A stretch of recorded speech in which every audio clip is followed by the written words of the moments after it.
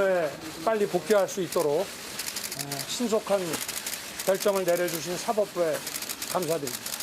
검찰 개혁의 소명을 완수하고 검찰이 국민에게 신뢰받는 공정한 기관으로 거듭날 수 있도록 앞으로도 최선을 다할 것임을 법무부 장관으로부터 검찰총장에 대한 징계위원회의 징계 의결 내용에 대한 제청을 받고 제가 했습니다. 그 부분에 대해서도 저희 쪽이나 피신청인 쪽이나 약간 그 구체적인 의견을 많이 제시했습니다. 결국은 이제 가장 중요한 것은 공공복리에 관련된 얘기를 하신 것 같아요.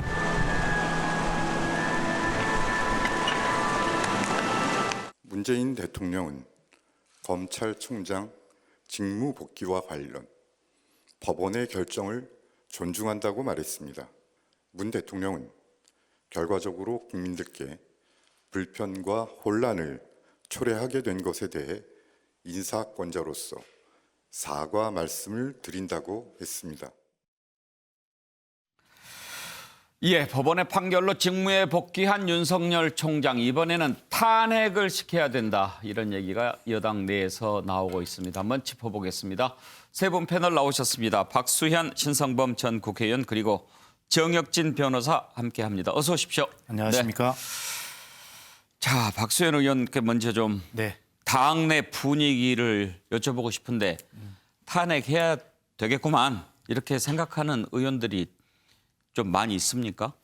마음속으로는 그런 비분간개함이 있겠지만 대통령께서 사과를 하셨고 법원의 결정을 존중한다 하셨습니다. 그리고 이낙연 당대표가 이미 정리한 메시지를 냈는데 뭐 그중에 그런 마음들이 하루 이틀 정도 이렇게 표출되는 것이 아마 자연스러운 일이지만 이런 와중에 계속 그런 목소리가 조직적으로 그리고 지속적으로 나오는 것은 바람직하지 않고 또 그러한 현상도 아닙니다. 대표적으로 김두관 의원님께서 이제 주장을 하셨는데 아마 김두관 의원님 굉장히 점잖으시고 뭐 그러신 분이잖아요. 또 정치도 이제 오래 하신 분인데 아마 그런 비분간개함을 하루 이틀 표현을 하셨지만 그러나 뭐 그렇게 지속적으로 조직적으로 되는 것은 아니다는 말씀을 드리고 뭐 저만 해도 제가 페이스북에 민주당이 정말 진정으로 검찰 개혁에 도달하려면 지금은 분명하게 냉정한 질서가 필요하다 이렇게 제가 글을 썼고 그런데 아마 그런 분위기가 훨씬 지배적이고 그래요? 많다 이렇게 보시면 되겠습니다. 비분관계 뭐 하루 이틀 분통이 터져서 그러는 것 같지 않던데요. 오늘 뭐 보니까 김두관 의원이 편지도 다 써서 돌렸다고 그러대요. 예. 뭐 일단 당에서 그런 목소리가 또 없는 것이 이상하죠. 또 저희 당의 아주 그 지지자들을 생각하면 지지자들에게 그렇게 어떤 말씀을 드리는 메시지를 드리는 부분도 있어야 된다고 생각합니다. 그렇기 때문에 이 부분은 뭐 그런 측면으로 이해를 해주셨으면 좋겠다는 말씀드립니다. 아무튼 지금 민주당 의원 전원이 그래 탄핵 한번 해보자 이렇게까지 가는 분위기는 아니다. 그렇습니다. 그런 말씀이시죠? 네. 알겠습니다. 민주당의 김두관 의원이 지금 가장 선봉에 서 있고요. 그 밖에도 윤석열 총장 국회에서 탄핵 처리해야 된다라는 의견 내세우는 분들이 많이 있는데 관련된 녹취를 좀 들어볼까요? 어제 그리고 그제 이틀 정도 의원들끼리 모여있는 방이 있어요. 대화하는 대화방이 있는데 거기에 굉장히 많은 이야기들이 지금 올라오고 토론이 되고 있습니다. 탄핵을 이야기하시는 분, 뭐 탄핵까지는 아니다라고 얘기하시는 분, 뭐 특검을 해야 된다는 분, 굉장히 좀 많은 이야기들이 지금 오고 가고 있는 것이 사실이고요. 여러 그런 이야기들이 좀 더 종합이 돼서 당의 입장이 좀 결정되지 않을까 이렇게 생각합니다. 국회에서야 당연히 탄핵이 될 거라고 생각합니다. 그러나 헌재에서까지 통과될 것인가 이 부분에 대해서는 솔직히 자신이 없습니다. 그런 상황이기 때문에 무엇보다도 정직 2개월인데 윤석열 총장에 대한 일테면은 이 판단이 정직 2개월로 올렸는데 이걸 가지고 탄핵을 해야 되느냐 이런 논란이 있을 수 있기 때문에 저로서는 탄핵하고 싶습니다. 이게 탄핵에 직접 들어갔다가는 역풍을 맞을 소지가 있다고 보기 때문에 조심스러워야 한다고 봅니다. 그러나 아직은 시간이 있다고 봅니다. 윤 총장이 다시 복귀해가지고 내년 7월까지 임기를 채우는 동안에 뭔가 또 사달이 날 가능성이 얼마든지 있다고 봅니다. 지금 상황에서 검찰총장의 탄핵과 관련해서 거론하는 거는 적절하지는 않다고 생각을 합니다. 물론 이번에 나온 이 집행정지 신청 인용에 대해서는 좀 아쉬운 부분이 있습니다만 이거를 이제 개인에 대해서 뭔가 찍어 누르는 듯한 모습으로 비춰지는 거는 전 적절하지 않다고 봅니다. 이 윤 총장 탄핵이라는 이야기를 꺼냄으로써 그 모든 본질이 좀 훼손될 수가 있다라고 저는 좀 우려스러운 부분이 있는 거거든요. 우리나라는 엄연히 민주국가임을 틀림이 없고 민주국가의 기본이 되는 사법부의 독립을 갖다가 지켜나가는 것을 원칙으로 삼아야 하는 겁니다. 그런데 사법부의 판단에 대해서 집권 여당의 일부 사람들이 이러고 저러고 입에 담을 수 없는 그러한 소리를 한다고 하는 것은 소위 민주주의 기반을 무너뜨리려고 하는 시도가 아닌가 이렇게 의심하지는 않습니다. 아무쪼록 예, 자 정치권의 반응을 들어보셨는데요. 정혁진 변호사, 네네. 검찰총장 탄핵할 경우에 요건이 어떻게 되죠?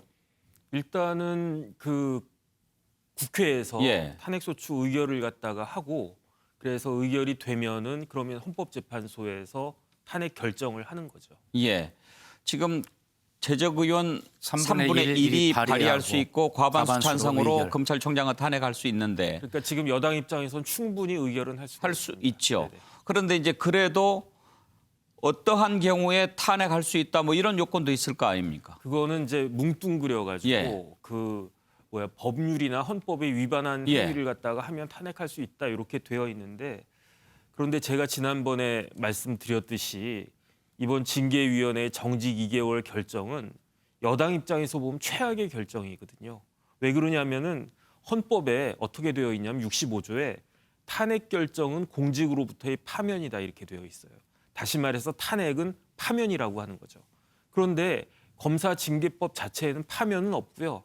해임, 면직, 정직 이렇게 쭉 나간단 말이에요. 그러니까 만약에 지금 그 탄핵 이야기가 나오려면 적어도 징계위원회에서 해임 정도는 했어야 탄핵 이야기가 나올 수 있고 만약에 해임을 갖다가 했다라고 하면 그 직무정지가 인용이 됐다고 하더라도 이번처럼 탄핵은 할 수가 있죠. 논리적으로. 예. 왜냐하면 직무집행정지라고 하는 것은 행정소송법상으로 본안에 대해서 판단한 게 아니고 윤 총장의 회복할 수 있는 손해가 있느냐 없느냐 그것만 보는 거니까. 예. 그런데 징계위원회 결정은 달랑 정직 2개월이란 말이죠. 그러면 징계위원회에서 어쨌든 나름대로 검토한 게 정직 2개월 사안인데 이 정직 2개월 사안을 가지고 탄핵 사안이라고 볼 수는 없다. 파면에 해당하는. 파면이 아니니까. 예. 그러니까 지금 여당에서 뭐 이렇게 이런저런 이야기가 나올 수는 있지만 법적으로 논리적으로 봤을 때는 탄핵 사유가 될 수 없다 이렇게 판단. 만약에 국회에서 탄핵을 했다고 치죠. 네네. 이제 헌재에서 최종 결정을 하지 않겠습니까? 맞습니다. 네네. 헌재 판단 어떻게 나올 것 같습니까? 만약에 한다면. 제가 봤을 때는 99% 기각입니다. 왜냐하면 이미 헌법재판소 그 판례가 있어요. 어떻게 판례가 있냐면은 탄핵 사안은 파면에 준하는 사안이 돼야 된다. 이런 헌법재판소 이미 결정이 판례로 남아있기 때문에 예. 그렇기 때문에 누가 봐도 윤 총장 입장에서는 아니 나는 정직 2개월밖에 받지 않았기 때문에 탄핵 사안 자체가 안 된다라고 주장을 하면 그 주장이 받아들여질 가능성이 굉장히 높아지고 그렇게 되면 윤 총장 입장에서는 3승째를 갖다가 거두게 하는 거니까 여당 입장에서는 쉽게 꺼내들 카드는 아니다 이렇게 생각이 듭니다. 자, 신성범 의원. 예. 자, 그러면 말이죠. 민주당에서 탄핵 얘기하는 분들도 이게 헌재까지 가서 받아들여질 것 같지 않다고 생각하는 분들 많이 있을 거예요. 그리고 당 내에서 그건 좀 아닌 것 같아라고까지 하는데도 탄핵해야 된다라고 얘기했을 때는 뭔가 계산이 있을 것 아닙니까? 우선 제가 볼 때는 심리적으로 좀 못 견딘다는 느낌. 그러니까 일개 검찰총장이 추미애 장관뿐만 아니라 대통령과 여당 민주당까지도 이렇게 공궁지에 몰아넣는 결과를 가져온 데 대한 심정적인 분노. 그러니까 이게 더 용납할 수 없다는 거 오기 같은 게 좀 느껴지고 두 번째는 아마 열성 지지자층들에 대한 나름대로의 그런 뭘까 성의 표시를 한다 그럴까 이런 게 느껴지는데 제가 봐서 이런 게 이게 참 여당 태도가 저로 봐서는 좀 이상하다고 느껴지는 게 지난 1년 내내 추미애 장관의 강경 노선 그러니까 뭐 기성전 윤석열이라 할 정도로 윤석열 총장을 걷어내는 것이 뽑아내는 것이 검찰 개혁이 하는 그 강경 노선에 당이 너무 무게를 너무 실어버린 거예요. 그러다 보니까 이런 지금까지 왔다. 심지어는 자꾸 뭐 윤석열 출마 금지법, 판사 검사는 퇴직한 후 1년 지나야 선거에 출마할 수 있다든지 그다음에 이번에 또 보니까 누가 윤석열 방지법, 집행정지 신청도 함부로 못하도록 이런 법안을 낸다든지 또한 저 재판부에 대해서 사법 쿠데타다 이런 표현까지 쓰면서는 좀 지나치다. 상권 분립에 정신이 입에 제가 볼 때는 좀 마음을 가라앉히고 차분하게 정말 우리 박수현 의원 전 의원님께서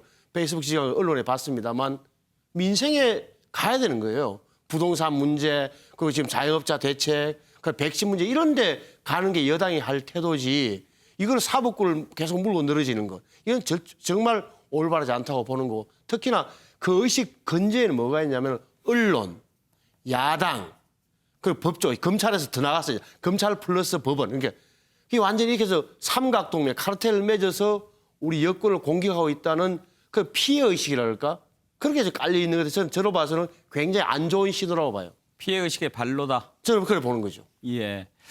박수현은 이런 부분도 있지 않을까요? 이번에 그 윤석열 총장 직무 복귀한 이후에 추미애 장관을 이렇게 지지하는 그런 국민 청원도 많이 올라왔다고 하고 또 오늘 이낙연 대표가 그러던데 당원이 엄청나게 많이 늘어났다면서요? 한 2만 명 정도. 예. 그러니까 어떻게 보면 지지층 그러니까 윤석열 총장을 반대하는 사람들도 분명히 있을 거고 그런 분들의 어떤 상실감 또 좀 허탈감 이런 부분들을 좀 달래기 위한 효과도 사실 좀 있지 않을까요? 그것을 의도하고 그런 말씀이나 이런 것들을 하는 건 아닐 거고요. 좀 말씀하신 대로 그렇게 함으로써 결과적으로 그런 지지자들의 울분과 분노를 좀 달래는 결과가 있을 수는 있겠죠. 예. 네. 아마 저는 이럴 것 같아요. 윤석열 총장께서 이제 법원의 인용 결정이 나왔을 때 가장 먼저 하셨어야 될 말씀은 법치주의나 헌법 수호가 아니라 어찌 됐건 이유 여하를 불문하고 국민 여러분께 죄송합니다라고 하는 말씀이 일성이었어야 된다고 생각을 해요. 자기 자신이 제기했던 그런 모든 문제에 대해서 100% 완승을 했다 하더라도 그렇게 말씀드리는 것이 공직자의 자세 아닙니까? 그런데 사실 법원의 결정을 보면 우선 윤석열 총장이 제기했던 그 수많은 징계 절차의 문제들이 많다고 6번이나 이의 제기를 했어요. 다 기억하시잖아요. 그런데 그중에 겨우 2개만 윤석열 총장의 의견이 받아졌고 윤 총장이 제기했던 나머지 4개는 결과적으로 불인정이 됐어요. 나머지 그 징계 사유나 그다음에 집행정지 요건도 마찬가지입니다. 그래서 결과적으로는 윤 총장께서 본인이 모든 것을 다 이겼다. 본인의 논리가. 이러한 자세로 이 문제를 바라보기 때문에 여권에서는 사실 화가 나죠. 그렇게 본인이 완전히 다 모든 것을 이긴 것처럼 이렇게 해서 이 문제를 국민께 말씀을 드리고 이런 행동을 하는 것이 사실은 잘못됐다고 보는 것입니다. 그래서 저는 대통령께서도 국민께 죄송하다고 말씀을 드렸고 또 1월 달에 이제 신년 기자회견 하시면서도 이 문제에 대한 질문이 있으면 또 말씀을 하시지 않겠습니까? 대통령께서도 사과를 하시는데 윤 총장께서 이 문제는 정말 국민 앞에 죄송하다 이런 자세를 좀 갖기를 바라는데 예. 그런 것들이 보이지 않는 이런 문제들에 대해서 아마 여권에서 좀 더 어떻게 보면 화가 난 측면이 있고 예. 하나 좀 간단히 말씀을 드리면 또 이런 거예요. 여권에서는 검찰 개혁이라고 이야기를 하고 반드시 해야 될 시대적 과제라고 이야기를 하면서 왜 근데 이것이 윤석열 총장을 징계하는 것이 검찰 개혁이냐라고 하는 이 문제를 국민께 설명을 잘 드리지 못했어요. 실제로 여론조사 결과들을 보아도 검찰 개혁에 국민은 다 찬성하시는 분 훨씬 많은데 윤석열 총장 징계에 대해서는 또 다른 의견이 많으세요. 그래서 저는 냉정한 질서가 필요하다는 것이 검찰 개혁을 완수하기 위해서는 냉정해야 한다. 왜? 여권이 지금까지 이 검찰 개혁이 윤석열 총장 징계 문제와 같은 것이라는 이 등식을 국민께 설명을 못 드린 잘못이 있습니다. 그런 측면이고 윤 총장께서도 공직자로서 국민께 송구하다라고 하는 그런 자세, 이런 자세를 좀 가져주기를 바랍니다. 뭐 윤석열 총장이 송구합니다. 그렇게 얘기했으면 좋으시겠죠. 그런데 윤석열 총장 별로 그럴 생각이 없어 보이던데요. 신성범 의원, 윤석열 총장은 나는 잘하고 있는데. 그게 계속 아마 그 학과의 악태치 뭐 이런 논리인데 저는 이렇게 생각하는 게 저분이 이렇게 계속 지금도 아마 저 윤 총장의 심리 속에 들어가 보면 지금 이렇게 수사하는 게 다시 말하면 월성 원전이나 울산시장 수사도 이렇게 해놓는 게 문재인 대통령이나 이 정부에 더 좋을 겁니다라는 인식을 깔고 있는 것 같아요. 그건 이제 검사의 시각인데 저는 아쉬운 게 이런 거예요. 윤 총장의 완성은 분명 아니에요. 왜 그러냐? 첫째, 그 펀드 수사 있잖아요. 펀드, 사모펀드. 저 처음에 수사할 때 모르겠어요. 조국 민정수석과 장관 후보자와 연루되어 있는 것은 하지만 결국은 부인하고 연결되어 있다는 게 지금은 밝혀진 사실은 조국 씨와의 직접 관계는 안 드러났다고요. 두 번째, 이번에도 드러났지만 감찰방해 부분, 자기 측근인 한모 검사장 챙기려다가 감찰 중단 지시한 건 잘못된 경로가 잘못됐다는 지적도 나왔어요. 이런 거 볼 때 윤 총장이 그렇게 100% 잘했다 완성 이런 논리 성립하지 않아요. 그래서 제가 볼 때 윤 총장이 뭘 해야 되냐면 지금은 빠른 시간 안에 신년되면 여론조사에서 이제 정말 제 이름 빼주십시오라고 정식으로 이야기를 해야 돼요. 예. 그게 다시 말하면은 뭐라고 했습니까? 그 헌법 정신, 법치주의, 그 다음에 상식을 이야기했잖아요. 이번에 예. 윤 총장이 나오면서. 그러면 온 국민들이 볼 때 검찰총장이 이제는 임기를 다 시킬 것으로 보이고 잘못한 게 없다면 그러면은 검찰총장이 대선 후보가 지금 운이 되면서 이렇게 여론조사에 나오는 것은 안 맞는 거예요. 상식이 안 맞다고. 예. 그러면은 윤 총장이 대검 대변인을 통하든 뭐 어떻게 하든 지금부터 제 이름은 윤석열 검찰총장은 빼주십시오. 이게 예. 앞으로 계속 자기들의 뭐 자유에서 넣더라도 검찰총장의 의사는 아닙니다라고 예. 하는 게 상식적일 거다. 이 부분은 분명히 해줘야 된다고. 그렇죠. 그것도 상식이죠. 네. 정혁진 변호사, 상식적으로 봤을 때 윤석열 총장이 이번에 돌아오면서 국민한테 아무튼 뭐 혼란을 끼쳐드려서 죄송합니다 이런 말을 하는 게 좋았을까요? 그렇지 않았다고 보십니까? 하는 게 좋았죠. 그 박수현 대변인이 말씀하시기 전에는 저는 사실 그 생각을 못했어요. 네. 근데 그 말씀을 곰곰이 잘 들어보니까 했으면 훨씬 좋았겠다. 일단 본인 자체가 훨씬 더 점잖고 괜찮은 사람으로 여겨졌을 뻔하지 않았느냐. 일단은 이제 그런 생각이 들고요. 이제 그럼에도 불구하고 윤 총장이 사임할 가능성은 제가 봤을 때 없는 게 왜냐하면 사임을 갖다 하게 되면 마치 징계 사유를 인정하는 것처럼 자기가 이제 생각이 될 것 같고요. 그 다음에 재판에도 사실은 부정적인 영향을 미칠 것 같아요. 왜냐하면 사임을 갖다가 했는데 재판을 계속할 이유가 있느냐? 그러면 소송을 갖다 취하해야 되고 소취하를 갖다 하게 되면은 징계 사유를 인정하는 것처럼 되고 그다음에 본안 소송을 봤을 때에도 사임을 갖다가 하고 그리고 나서 그 징계 처분에 대해서 내가 명예가 있으니까 계속 소송을 갖다 하겠다라고 예. 해도 이제 행정법원 판사들한테는 뭐 그렇게 좋은 영향을 미칠 것 같지 않고 그런 부분들을 고려해서 계속 나는 남아 있겠다라고 할 것 같은데 예. 그 근본적으로 그 기저에는 계속 총장을 하고 싶은 마음이 있는 것 같아요. 제가 봐도. 예. 박수현 의원이 아주 상식적인 분이에요. 당에서 잘 통해야 될 텐데 박의는 예, 다음으로 넘어가겠습니다.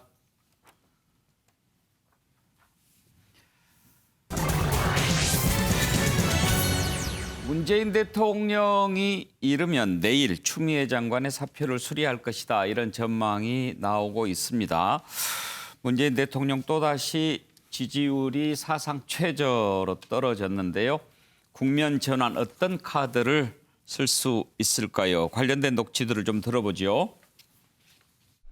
내년이면 집권 5년 차를 맞습니다. 정부는 자칫 느슨해지기 쉬운 마음을 다잡고 더욱 비상한 각오로 국정에 임하겠습니다. 초심을 되새기며 신비일전하여 국가적 위기를 국민과 함께 극복해 나가겠습니다. 누구도 예상하지 못했던 격변의 2020년이 얼마 남지 않았습니다. 전 세계적 코로나 대유행 속에서 우리가 방역과 경제에서 기적 같은 선방을 하고 있다고 해도 국민들이 겪고 있는 고통은 이루 헤아릴 수 없습니다. 정부는 결코 그 사실을 외면하지 않고 직시할 것이며 전력을 다해 함께 어려움을 이겨낼 것입니다. 험난한 시기를 꿋꿋이 견디며 위기 극복에 힘을 모으고 계신 국민 여러분께 깊은 위로와 격려의 말씀을 드립니다. 예, 지금 이제 개각이 임박한 것 같은데요. 과연 얼마나 바꿀 것인지, 그리고 또 비서실장도 교체될 것이다, 이런 얘기가 나오는데 한번 전망을 해보겠습니다. 박수현 의원, 혹시 들은 얘기 있으십니까?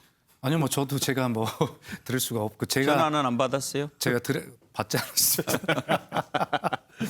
제가 들을 정도의 인사 같으면 청와대 인사가 아니겠죠. 그런데 어쨌든 연말 연초라고 하는 시기적인 측면, 그리고 지금 어떤 대통령의 직무수행 평가 긍정 요소와 집권당의 지지가 떨어지는 이런 어떤 정무적 측면으로 다 볼 때 어떤 인사 요소가 굉장히 강력한 예. 시기입니다. 그리고 이런 시기에는 대체적으로 몇 가지 이제 돌파구를 마련하게 되는데, 대체적으로 제일 먼저 하게 돼 있는 게 인사 쇄신책을 가지고 이제 이 문제를 돌파를 하게 되는 거죠. 그 인사를 통해서 어떤 메시지가 국민들 가슴을 울리게 되면 기대를 갖게 되는 것 아니겠습니까? 이제 그래서 아마 대통령의 고심이 굉장히 깊을 수밖에 없다. 오늘 많은 언론들은 내일쯤 아마 추미애 장관의 사표가 수리될 것이다. 그리고 바로 그 다음 날쯤 이렇게 해서 추가 개각과 청와대의 개편이 있을 것이다, 이렇게 예상을 하던데 아마 그렇게 되지는 않을 겁니다. 아마 지금 방금 들어오기 전에 확인을 해보니까 청와대에서 발표가 많은 언론이 내일 이야기를 했던데, 내일 말씀하신 그날에 인사 발표는 없을 것이다, 이렇게 발표를 했거든요. 예, 그만큼 대통령의 고심이 굉장히 깊고, 그 고심이 깊은 이유는 방금 제가 말씀드렸듯이 인사 요소는 분명히 있는데, 이걸 가지고 인사 쇄신책을 가지고 이 위기를 돌파해낼 수 있는, 그런 국민 가슴을 울릴 수 있는, 공감할 수 있는 그런 인사를 할 수 있는가, 바로 이 문제이기 때문에 대통령의 고심이 깊고, 그만큼 아마 내일 모레 이렇게 바로 뭐가 있을 것이다 라고 하는 것은 아마 언론이 너무 앞서가는 이야기 아닌가, 이런 생각이 듭니다. 궁금한 게요. 네. 이제 국면 전환용, 이제 뭐 그런 표현 많이 씁니다만, 개각을 통해서 메시지를 전달한다고 얘기하셨잖아요. 네.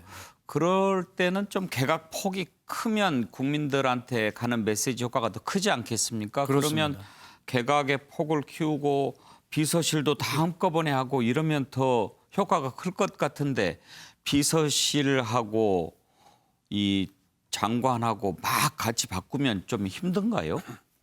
예, 당연히 뭐 힘든 요소가 있죠. 예. 그리고 잘 아시겠습니다마는 지금은 인사청문회 제도 때문에 이것이 바뀌지 않는 한은 어떤 국무위원 후보도 선뜻 하겠다는 사람이 그렇게 많지 않아요. 그러니까 이 자원의 폭이 굉장히 적어진 거죠. 제가 뭐 이런 자리를 공개하기가 그렇습니다만, 제가 대변인할 때 어떤 한 부서의 장관을 인사 검증에 들어가기 위해서 무려 뭐 정말 손으로 셀 수 없는 많은 사람들을 제안을 해야 되는 경우입니다. 왜 그러냐면 가족이 반대하는 경우가 때로는 많고요. 그래서 아마 지금 말씀하신 질문에선 답을 드리면, 그만큼 대통령이 가용할 수 있는 인재, 이 자원의 풀이 그런 청문회 제도 등과 얽혀서 굉장히 좁아졌다. 그리고 이제 마지막 그 임기이기 때문에 그동안에 쓸 수 있는 자원들을 많이 썼을 거 아닙니까? 그래서 그런 어떤 인사의 효과를 거두어야도 되고, 그러나 인사 자원의 풀은 굉장히 좁아져 있고, 제도는 그렇게 굉장히 옥죄고 있고, 야당은 인사청문회가 열리면 정말 이 정권 교체를 하기 위해서 정말 공세의 수위를 굉장히 높일 것이 뻔하거든요. 그렇기 때문에 대통령의 고민이 깊고 인사가 이만큼 어려울 수밖에 없다, 이런 말씀을 꼭 드리고 싶습니다. 예. 지금 뭐 이런저런 후임 누구 물망이 오르던데, 후임 법무장관은 누가 될 것 같습니까? 뭐 후임 비서실장은 누가 될 것 같습니까? 이런 걸 직접 물어보면 청와대에서 대통령 가까이 모셨던 분으로서 또 여러 가지 오해도 있을 수 있으니까 안 물어보겠습니다. 예, 감사합니다. 신상범 의원한테 물어보겠습니다. 저는 알지 못하는데요. 아이고, 죄송합니다. 근데 이때 보면 느껴지는 게 뭐랄까 좀 출발을, 국정 쇄신, 인적 쇄신이라 그러잖아요. 그러니까 모든 게 여기서 새로 출발하기, 그러면 출발이 뭐냐 하면은 사실 잘못과 실수라 칩니다. 실수를 인정하는 데서 출발해야 돼요. 그러니까 우리가 판단을 잘못했다. 뭘 잘못했느냐. 다시 말씀드리자면 모든 게 추미애 장관께서 절차와 이런 무시했단 말이에요. 법적 절차를 무시하고 그게 온 여권이 거기에 얹혀가는 바람에 실패했다는 걸 인정하고 우리도 틀렸다는 걸 인정해야 돼요. 그 출발해야 되는데 제가 볼 때는 위험한 게 그게 밀리면 안 된다는 논리에 항상 당 내에서든 여권 내에서든 지게 돼 있어요. 제가 보니까 박근혜 대통령도 마찬가지더라고요. 청와대 들어가면 수백 명에 둘러싸인 참모진, 내가 틀릴 일이 없다는 그런 생각, 그다음에 모든 정보를 장악하고 있는 거 판단이 흐려지는 것 같아요. 근데 제가 볼 때는 우리가 잘못했다, 실수한 거다, 미안하다라고 해서 거기서 출발해야 된다고요.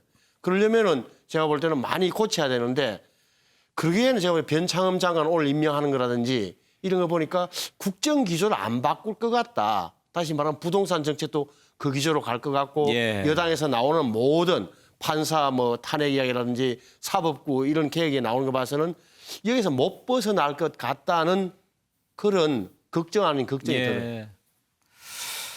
정혁진 변호사, 신성범 의원은 크게 바뀔 것 같지 않다 이렇게 전망하는 것 같은데요. 정 변호사는 어떻게 전망하세요?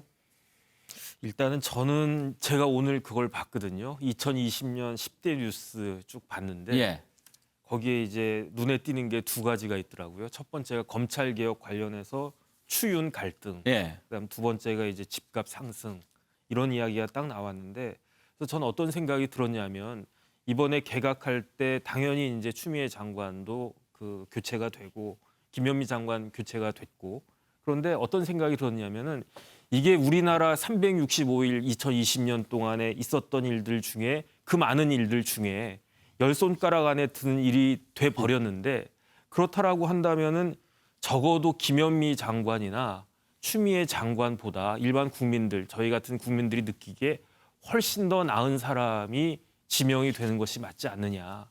일단 그런 생각이 들었거든요. 그런데 오늘 이제 변창흠 장관이 새로 부임을 갖다가 하셨는데 과연 그런가? 그런 부분들에 있어서는 참 아쉬움이 많다 이런 생각이 들고요. 그다음에 이제 법무부 장관 후임으로는 어떤 분이 될까? 저는 어떤 생각이 들었냐면은 정치는 현실이지 않습니까? 현실이면 결과를 내야 되는데 추미애 장관은 전혀 결과를 갖다 내지 못했어요. 그다음 제가 말씀드렸듯이 집행정지를 갖다가 하게 되면 승산이 당하는 사람, 그 징계 혐의자한테 훨씬 더 높은 그러한 게임인데 이런 부분들을 전혀 감안하지 못한 것이 아니냐. 그러니까 이런 식으로 되니까 전체적으로 국정에 나사가 하나 빠진 것이 아닌가. 일단 저는 그런 생각이 들었단 말이죠. 그러니까 이걸 바짝 조일 수 있는 그런 분들이 지명이 되면 좋겠다. 이런 생각을 여야를 막론하고 모든 국민들이 하고 있지 않을까. 그런 생각이 듭니다. 아무튼 개각을 통한 국면 전환. 과연 문재인 대통령이 어떻게 국민들에게 보여줄 수 있을지 한번 지켜볼 대목입니다. 한 가지 더 짚어볼 부분이 있습니다. 공수처 출범을 눈앞에 두고 있는데요. 오늘 공수처장 후보 2명이 확정이 됐습니다.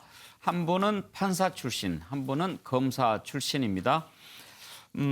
공수처장 후보 한번 살펴보겠습니다. 네, 관련된 녹취가 있습니까? 공수처장 후보 추천위원회는 오늘 제6차 회의에서 대한변호사협회가 추천한 김진욱 헌법재판소 선임헌법연구관과 이건희 국민권익위원회 부위원장을 공수처장 후보자로 최종 선정하였음을 발표합니다. 김진욱 헌법재판소 선임연구관 출신, 김진욱 헌법선임연구관은 판사 출신입니다. 그리고 이건희 국민권익위원회 부위원장은 검사 출신이고요. 자, 일단 이 두 사람을 추천을 했는데 정혁진 변호사, 이제 대통령이 두 사람 가운데 한 명을 지명하게 되는 거죠? 네네. 그 두 분 중에 한 분을 지명을 하고 공수처장 후보로 그다음에 이제 중요한 게 인사청문회를 거치도록 돼 있습니다. 그래서 인사청문회를 거쳐서 임명이 되겠죠. 두 분 성향이나 또 이런 것에 대해서 좀 아는 바가 있으신가요? 제가 쭉 그 검토를 갖다가 해봤는데 두 분이 굉장히 대조적이라고 저는 생각을 갖다가 했습니다. 왜냐하면은 김진욱 후보자 같은 경우는 기본적으로 처음에 판사를 갖다가 하셨다가 그 다음에 상당 기간 또 변호사를 갖다가 하셨어요. 근데 그러다가 이제 헌법재판소 들어가가지고 선임연구관까지 하셨던 분이라 그래서 일단은 수사하고는 조금 거리가 있어 보인다 그런 생각이 들고 반면에 이건희 후보자 같은 경우는 누가 봐도 그야말로 정통 검사 출신.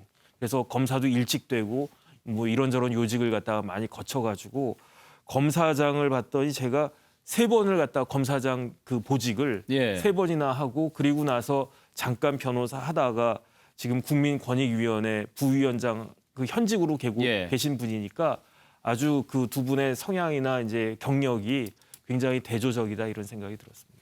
신성모 의원 보시기에 공수처장은 판사 출신, 검사 출신 어떤 분이 더 나을까요?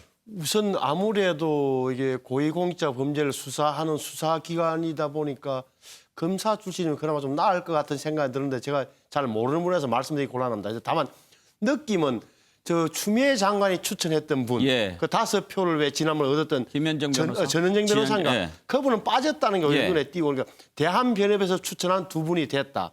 그 중에 1명을 문재인 대통령께서 아마 임명하면 공천 출범하게 되는데 앞으로 걱정이 이런 데뭐 있어요. 이번에 왜 여당에서 자꾸 죄송합니다만 여당에서 아예 그만 검찰에서 기소권 아예 없애겠다. 수사권 아예 없애겠다는 논리가 나오잖아요. 그러면 이 전체적인 그림에 대해서 공수처가 출범하는 마당에 다시 여당 안에서 검찰로부터 기소권을 없애겠다는 이런 논리는 제가 볼 때 이게 설 자리가 없어요. 이는 비현실적이에요. 그러면 어떻게 하겠다는 거냐? 그럼 검찰은 기소청이 되고 경찰은 모든 수사권을 가져가고 거기에다 또 기소와 수사권을 갖고 있는 또 공천에 있고 이런 엉망이 되는 상황이 된다. 그래서 여당 내에서부터 여권 내에서부터 적어도 그런 이야기부터는 좀 정리해 주는 게 공수처를 앞둔 여권의 태도라고 생각해요. 신성보 의원님 말씀에 제가 잠깐 설명을 드리면 지금 이번 주말을 포함해서 뭐 여러 뭐 페이스북이나 이런 말씀하신 내용들이 막 돌아다니더라고요. 그러니까. 그런데 민주당 내에서는 그거에 대해서 어떤 안을 가지고 있거나 논의를 하거나 합의하거나 그런 그 방향을 가지고 있지 않습니다. 그래요? 다행이네. 그렇기 때문에 종래적으로는 검찰 개혁을 해야 되는데 검찰 개혁의 핵심은 이 어떤 기소 독점주의, 이 기소권을 어떻게 하면 편의적으로 되지 않도록 하느냐가 목표여서 결과적으로는 수사권과 기소권을 분리해야 된다는 이론적 목표를 가지고 있어요. 그러나 지금 현재 검경 수사권 조정이나 이런 것들을 통해서 놓은 걸 보면 검찰에 현재 6개 분야의 수사권을 남겨놓은 것 아니겠습니까? 그런데 현재 시행도 안 해본 상태에서 그것을 수사권을 다 검찰로부터 뺏는다, 뭐 이런 표현들이 막 난무하는데 그것은 민주당이 그런 이야기를 한 적이 없습니다. 그래서 마치 이제 민주당이 뭐 해보지도 않고 그 검찰로부터 그런 힘을 너무 빼려고 하는 거 아니냐, 보복하는 거 아니냐라고 하는 이러한 취지의 그런 어떤 말씀들, 그런 것들은 맞지 않다라는 말씀을 정리를 해드립니다. 알겠습니다. 그런데 그동안의 여권은 대체로 공수처장은 검사 출신은 좀 곤란하다 이런 기류가 좀 있지 않았습니까? 그렇습니다. 그 이유는 왜 그러냐면 결과적으로 공수처라는 것이 검찰의 아까 말씀드린 그 아주 커다란 기소권을 좀 나누는 걸 통해서 어떤 검찰이 지금까지 가져왔던 무소불위의 그런 기소권을 좀 약화시키는 또 견제와 균형을 잡고자 하는 이런 측면이 있지 않습니까? 그런데 이제 그 공수처에 검찰 출신이 앉게 되면 그 공수처장 좋은 공수처장 후보를 뽑기 위해서 야당이 비토권도 드렸습니다만 아무리 좋은 공수처장을 뽑더라도 검찰 출신이면 그 안에 몸담아 왔던 자기도 모르는 사이에 검찰의 어떤 레벨 수위가 있지 않겠습니까? 그렇기 때문에 좀 다른 시각으로 봐야지 실제로 기소권을 분리한다는 공수처 출범의 그런 목적에 부합하지 않느냐라고 하는 이제 그런 것인데 참 뭐 그런 것이 어떤 것이 옳은지는 모르겠어요. 그러나 결과적으로 사람의 문제 아니겠습니까? 뭐 검찰 출신이라 하더라도 그 공수처의 취지에 맞는 좋은 분이 있을 수 있는데 그런 것을 다 믿을 수가 없기 때문에 좀 일반적 평균적으로 이제 그런 검사 출신, 판사 출신에 대한 선호 불호가 이제 있을 수밖에 없었던 것입니다.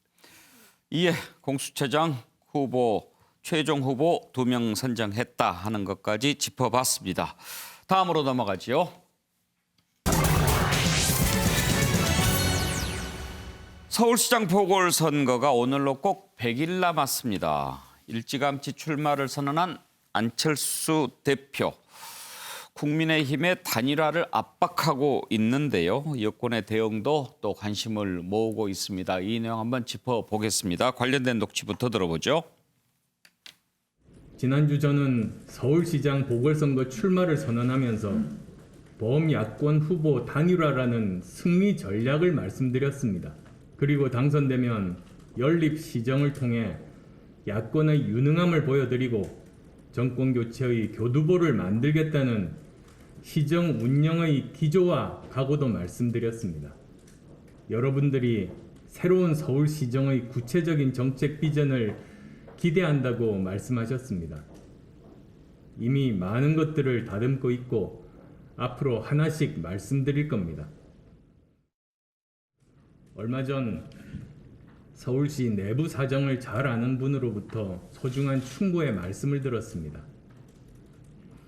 전임 시장이 워낙 오래 시정을 장악하고 있었기에 어쩔 수 없이 시장의 사적 관심과 사업에 동원된 서울시 공무원들이 야당 후보 당선에 상당한 불안감을 느끼고 있다는 이야기였습니다. 그래서 저는 이 자리를 통해서 분명히 말씀드립니다. 제가 시장에 당선돼도 정치 보복은 결코 없을 겁니다. 저는 지난 9년간의 시정을 서울시가 미래로 가기 위한 축적의 시간으로 받아들일 겁니다. 잘된 것은 계승하고 잘못된 것은 반면교사로 삼을 일이지 모든 것을 원점으로 돌려놓고 책임을 물어야 할 무의미한 시간이었다고 생각하지 않습니다. 신성범 의원. 네.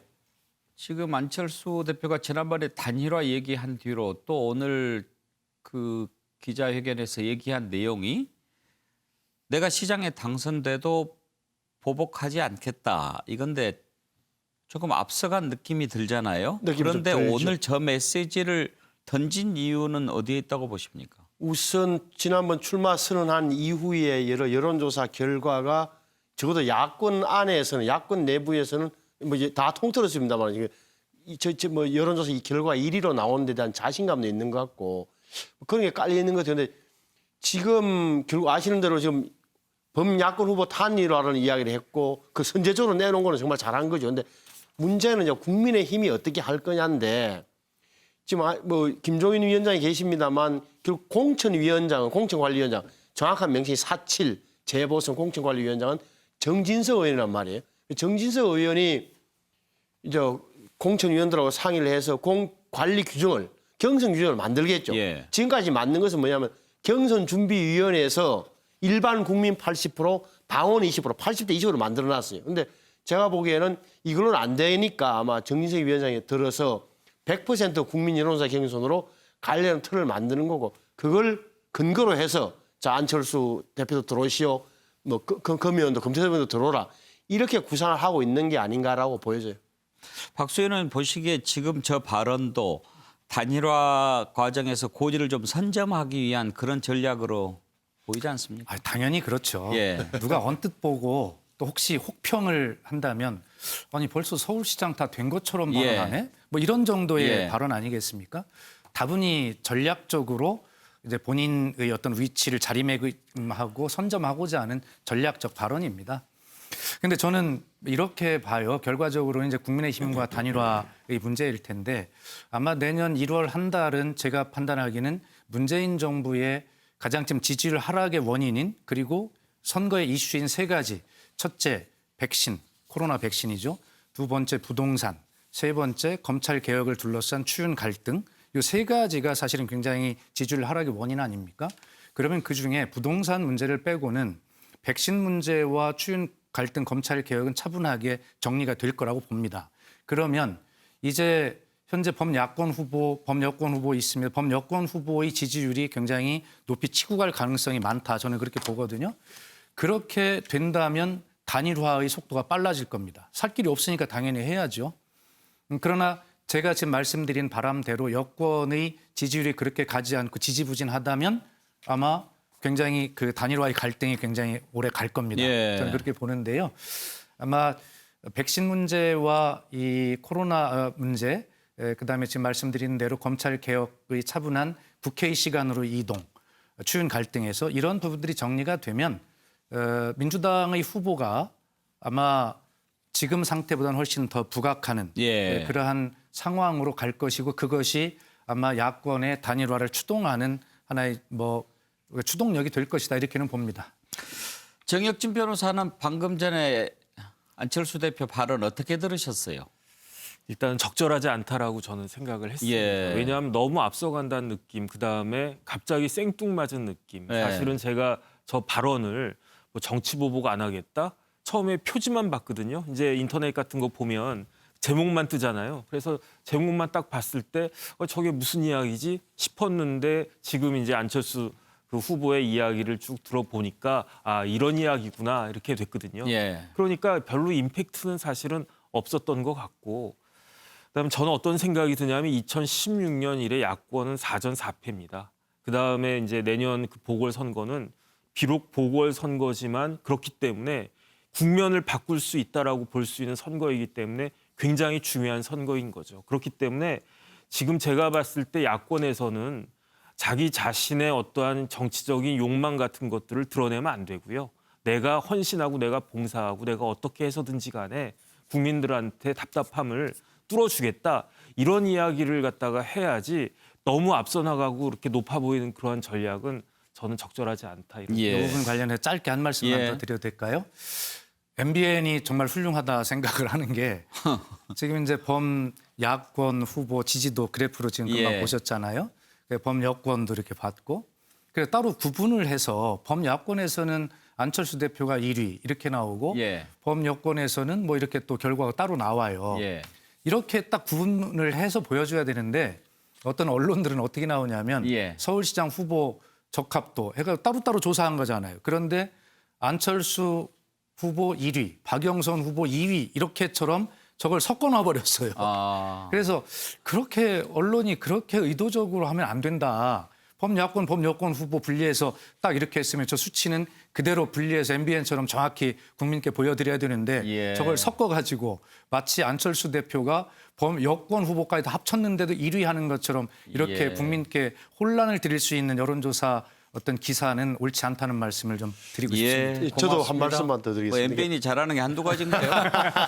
근데 야당의 후보 난립은 없을 거라는 게 최저 마지노선이죠. 그러니까 그거는 뭐 안철수 대표도 나오면서 아예 범야권 후보 단일 후보라는 것을 선제적으로 이야기했고 또 국민의힘 입당 가능성도 완전히 배제하지 않고 있는 입장이 크게 변한 거예요. 왜냐하면은 적어도 도움이 되는지 따져보겠다. 다시 말을 바꾸면 득표에 도움이 되면 입당할 수 있다는 여지를 남겨놨다는 거고 그다음에 안철수 대표에 대해서 그렇게 개인적으로 비판의 목소리를 내왔던 김종인 위원장도 지금은 공천관리위원회 모든 걸 넘기고 그다음에 그 비판 목소리를 줄이고 있다. 정치 현실이기 때문에 제가 볼 때는 적어도 국민의힘 후보, 국민의당 안철수 후보가 이렇게 다시 선거를 붙는 일은 최소한 없을 것이다. 라고 야권 후보 단일화는 이번에 이루어져야 되고 이것이 바로 야당 전체, 야권 전체의 정치력을 보여주는 척도 바로미터가 될 것 같다.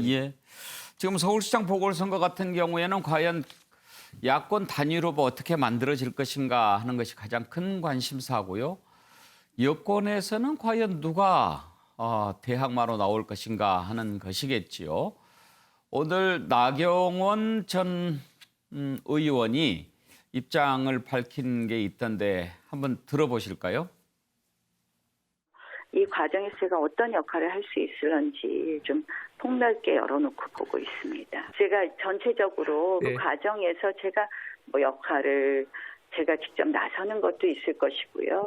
또 돕는 것도 있을 것이고요. 그래서 이번에 어쨌든 이번 서울시장 선거가 문재인 정권의 심판의 선거가 돼야 되고 내년 대권 승리를 위한 선거가 돼야 된다 이런 인식을 같이 하신 부분에 대해서는 저는 환영합니다. 네. 이제 그런데 거기서 가장 중요한 것은 야권이 분열돼서는 안 된다는 것이거든요. 그래서 이러한 부분에 있어서는 뭐 사소한 유불리를 따지지 않고 같이 하셔야 되는 것 아닌가 이런 생각을 합니다. 신성범 의원, 지금 사실 국민의힘 쪽에서는 몇몇 서울시장 출마 의사를 밝힌 분들이 있지만 지금 이제 사실 관심을 모으는 것은 오세훈, 유승민, 나경원 이른바 중량급 이런 사람들이 출마 선언을 할 거냐. 그런 게 제일 큰 관심사죠. 그렇죠. 아무래도 안철수 대표가 나와 있지만 이미 당 바깥하니까 안에서는 누가 있냐 할 때 이번 선거가 아시는 대로 내년 뭐 4월 7일인데 선거가 제대로 운동이 가능하겠습니까? 그러니까 은택도 선거전이 될 테고 지명도 인지도 높은 사람이 유리할 거라는 대전제에 깔려 있는 그러다 보니까 주목받는 게 오세훈 전 시장, 나경원 전 의원인데 제가 볼 때는 오늘 나경원 의원은 아마 이번에 법적으로 모든 걸 어떻게 보면 개인사와 관련되고 가족과 관련된 부분은 검찰에서 불기소했으니까 시원하게 이제 털었는데 그래 놓으니까 자기는 이제 대권이든 서울시장이든 내년에 당권이든 다 이렇게 한번 뭐 따져보겠다는 취지인 것 같고 오세훈 시장은 만약 나오면 좋은 거예요. 왜냐하면은 그 안철수 대표가 나옴으로써 이게 대권급으로 올라갔단 말이에요. 어찌됐건. 제가 볼 때는 오세훈 시장은 나오는 게 맞는 것 같은데 판단 어떻게 할지 모르겠고 유승민 전 의원, 전 대표 같은 경우는 바로 대권으로 간다는 게 너무 강해서 옆에서 말도 못 꺼내는 분위기라고 저는 듣고 있어요. 박수현은 여권에서는 지금 이제 박영선 장관이 가장 그 지지율이 높은 것으로 나왔는데 최근에 보면은 임종석 전 비서실장 얘기도 나오던데요. 예. 엊그제 그 법원에서 윤석열 총장의 집행정지 신청이 인용이 되고 임종석 전 실장이 페이스북에 글을 올렸지 않습니까? 예. 문재인 대통령께서 외롭지 않도록 뭔가 할 일을 찾아야겠다. 예. 민주주의가 너무 쉽게 약해지지 않도록 이런 글을 올렸어요. 굉장히 제가 볼 때는 작심하고 올린 글이라고 보여집니다. 예. 그리고 또 저 글을 올린 뒤로 제가 뭐 직접 통화도 한 2번 했었고요. 예. 예. 그래서 하는데 과연 뭐 서울시장을 나올 거냐, 뭐 어떻게 할 거냐라고 하는 질문의 어떤 폭은 굉장히 좁게 들어올 수밖에 없는데 아마 제가 볼 때는 임종석 실장을 위한 변명을 좀 하면 아마 386 그 운동권으로 워낙 각인이 세게 돼 있기 때문에 아마 그 지도자가 되기 위한 폭이 굉장히 좁게 국민들 사이에 이렇게 좁게 인식돼 있는 것 아니냐라고 하는 약점은 있지만 저희들이 청와대 1기를 근무해봤던 물론 뭐 저희들 시각인데 저희들이 볼 때는 임종석 실장이 정말 굉장히 그 영혼의 폭이 굉장히 넓다라고 하는 생각을 저희들 나름대로는 뭐 다 가지고 있는 공통된 생각이었어요. 근데 그것이 이제 국민께 인정을 이제 그렇게 받아야 되는데 그건 본인의 몫이고요. 예. 저는 아마 이럴 것 같습니다. 어차피 차기에 또는 차차기에 뭐 대통령 선거 뭐 도전할 수 있는 그런 제목으로 분류가 돼 왔기 때문에 만약에 제가 개인적으로 권한다면 이번 서울시장 선거에 출마를 해서 어떤 이 법여권 후보의 판을 좀 키우고 역동성을 주는 나오시면 거 좋겠다. 굉장히 좋은 일인데 만약에 여기에서 본인이 의미 있는 결과를 얻지 못한다면 아마 대권도 좀 오래 기다려야 되지 않냐 이런 현실적인 제약 조건이 있어요. 그래서 본인은 제가 볼 때는 서울시장 선거보다는 아마 어떤 역할을 하면서 어떤 대권 경쟁에 아마 한번 뛰어드는 뭐 이런 일정을 가지 않겠나 저는 개인적으로 그렇게 보고 있습니다. 처음에 나는 서울시장 나올 것 같다는 얘기 하시나 했더니 그게 아니에요. 뭐 비서실장 다시 한다 이런 얘기도 나오던데 그건 아니겠죠? 설마 그렇게 하겠습니까? 그러니까요. 그렇게 사람이 없나 그런 생각도 들었어요. 예, 오늘 뉴스와이드 여기서 마치겠습니다.